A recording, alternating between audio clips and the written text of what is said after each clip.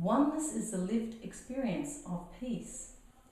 Now, my guest today is David Offer. Hi, David. Hi. Now, I understand, David, you discovered healing as a result of a stress-induced health scare from your high-powered job in London, working for the Crown Jewellers. Correct. You also explored healing further and discovered that you have a natural ability as a medical intuitive. You changed direction and trained in several modalities under the International Institute of Holistic Health Therapists. Then you went on to co-found a natural health centre in Bedfordshire in England, which you ran for many years. The centre was a charity dedicated to natural treatments and education, and it was a training school. So you delivered government-funded projects dealing with young people who stepped out of mainstream education and those of young offenders on drugs in local prisons. So I'd like to welcome you to the program. Thank you so much. Thank you.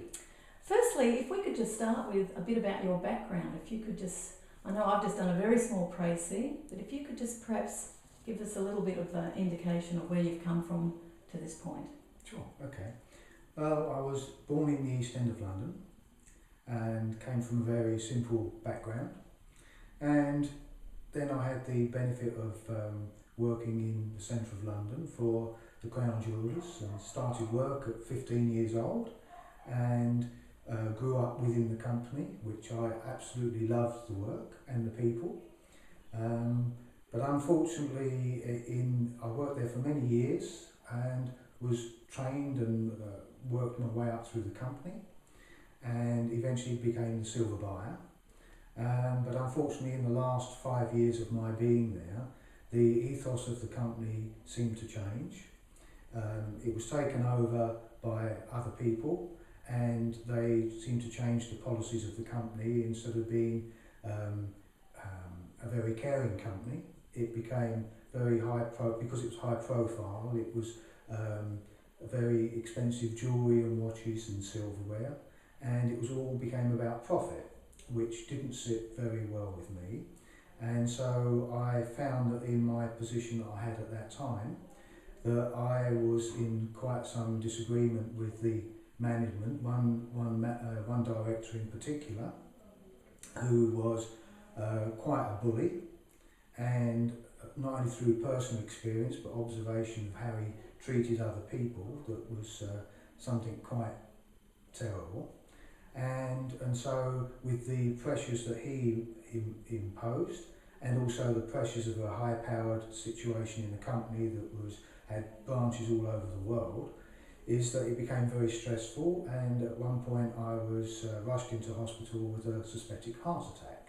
Wow. Fortunately, it was not a heart attack, but it was enough to bring my attention to where I was and what I was doing. And I was at that point quite unhappy, as you can probably gather. And it was around this time that I discovered spiritual healing. How did you discover spiritual healing? Well, I heard about these people that were not far from where I lived. And as I believe I am an open-minded person, but also quite sceptical, but because the scare really did have its effect, and I've never been one for going to doctors or having drugs, so I was told about these people, and I suppose I could say I was interested. If I might ask, what year was that? This was all quite some number of years ago. This must be nearly 30 years ago. Right. So a long time ago. So I went to who is now my wife. I went to her home at that time, where they were practicing from, to discover there was a lot of people that were involved in this. And so I received healing, which was very pleasant and did seem to take an effect. How did you receive the healing? What did they do? It was just basically what they called hands-on healing, where 3 people placed themselves, I was laying down and they placed their hands on me, and they just seemed to go into a very quiet trance-like state. And after about 5 minutes or so, they withdrew and I received healing. Now, being open-minded and inquisitive, of course, after this, and because I did feel some benefit, I started to ask, well, how does this work? What is it about? And eventually asked that fateful question, could I be a healer? This was over a period of some weeks. And so I was invited to partake in the healing there and also to develop my abilities. And that particularly started with meditation, which I found very difficult at the time because I had difficulty in stilling my mind, because I found that very difficult. As soon as I closed my eyes, I had many thoughts to come in, particularly work orientated. And I think a lot of people would relate to that feeling of not being able to find stillness, because people talk about it all the time. Correct. But our mind is like this wild thing that keeps going. Sure. So after a period of encouragement from Jane, my wife, she made me stick to it, because I nearly gave up thinking I'm never going to achieve this. But thankfully, ultimately, after about 6 weeks of attempting to do so, I started to begin to do that. And to find that stillness in my head also had an amazing effect physically, because I started not to feel so tense. And I used to suffer a lot with migraine headaches at that time, and they seemed to improve. And it was through meditation that I then started to make connections with spiritual guides, if you wish. But again, open-minded, but always the skeptic, so never quite sure whether it was just in my head or whatever. But by now I'd started to actually practice healing. And it was during this period of time that whilst my hands were on a client, that I started getting pictures in my head. And it was almost as though I could see inside the body. And I had the great sense that my hands wanted to move, but at that time I was always told that it's not the practice to allow your hands to wander. So after this started to happen, I eventually went to see Jane and said, what's going on? Because I'm getting these images in my head and getting a great sense that I want to move my hands. Well, fortunately, one of Jane's friends, fortunate for me, not so much her friend, because she was having some difficulty, she was in a bit of pain, and we asked her to be our guinea pig. And the one thing I said to her right at the beginning is, please, please, don't be nice to me. If you don't get any effect and nothing happens, please be honest, because it's the honesty that I needed, because I needed to know.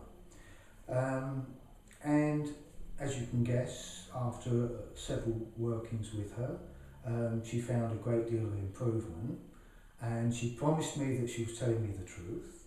So I went ahead and gradually got more and more into practicing healing. So just going back to the pictures that you had in your head, what sort of pictures would you see?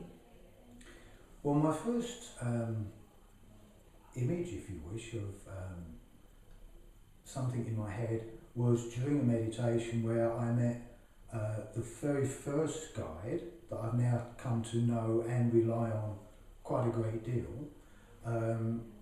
I see him as being my doorkeeper, so that when he's always the first one that comes, and so when he's there, we've created quite a nice rapport between us, so that the sense of just his energy, I know who it is and can trust who it is.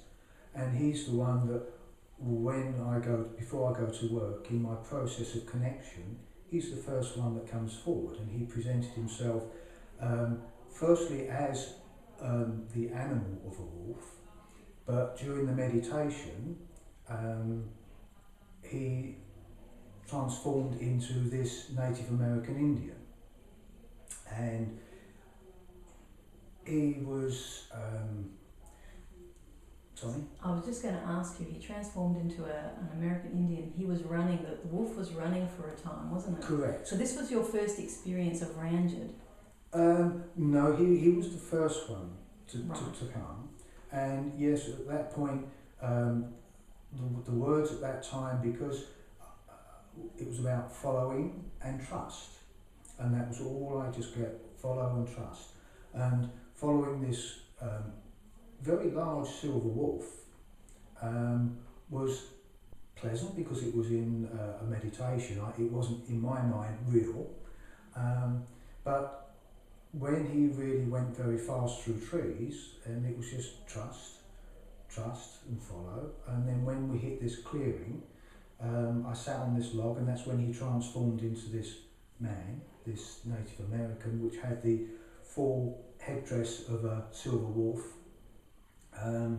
And I gathered over in the initial period that he, in his physical life, was a medicine man. And so that he was my first introduction into the spiritual world of guides. And it was at a later part of that when Jane and I was on I suppose you could say, a spiritual retreat, which was still very new to me. There was lots of people there that seemed to know all this spiritual aspects, and which was a bit overwhelming, to be honest. But I was now very interested and asked lots of questions, and it was during that first experience that a medium approached me and started to describe this guide that she could see. And it was at that stage that I sort of openly accepted it, even though there was still that part of me that was a bit challenging, thinking, well, because I couldn't see it, she could describe anything, and how do I know? So I was challenging it, but I accepted it with good, being grateful. And it was about 6 months later that totally different part of England, another person that I'd never met in my life before, another medium, and when she described exactly as the First Lady had described, that really got my attention, because my logical brain was starting to work out, how can this be? How can it not now be real? I was almost trying to prove it not real, but I couldn't, because two separate people in different places, never met them before in my life, described exactly the same person. And so and how did you react to that when you realised that it was real? How did that feel for you? I was unsure, but there was something inside me that felt very nice about it. It was comforting to think that there was something out there that maybe I wasn't aware of, and because I didn't have the skills to see it, but it was comforting to think there's something else. And from that time on, then my healing started to change. In what way? Yeah. It felt as though it started to get deeper. And one thing that in the early days that was noticeable, where the time span, is that from the moment of connection and closing my eyes to the time that I returned, what to me seemed just like 2 minutes could be 10 or even more. I seem to be losing tracks of time. Right. Why do you think that is? Well, at the time I didn't know, but as always I went to Jane and asked her what's occurring. But because other people were there, of course, I wasn't doing this alone, they was describing what was happening.